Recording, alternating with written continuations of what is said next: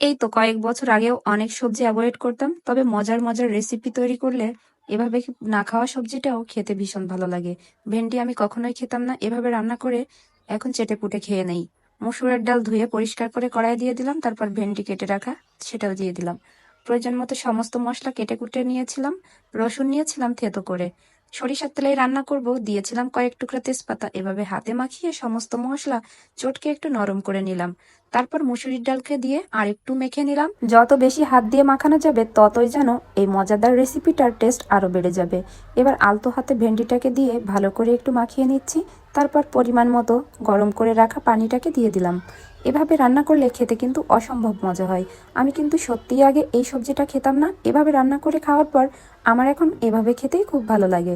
তবে আমি ভাজিও করে খেয়ে থাকি, মাঝে মাঝে ভর্তাও খাই আলহামদুলিল্লাহ। ডালটা সেদ্ধ হয়ে গেলে এবং ভেন্ডিটা একটু নরম হয়ে গেলে এই তো আমার মজার তরকারি রেডি। রান্নাটার শেষের পর্যায়ে দিয়েছিলাম জিরা এবং দারচিনির গুঁড়া। এই গুঁড়াটা ব্যবহার করলে তরকারির স্মেলটা কিন্তু অনেক দারুণ আসে। আপনারাও চাইলে এভাবে মজার তরকারি রান্না করে খেতে পারেন।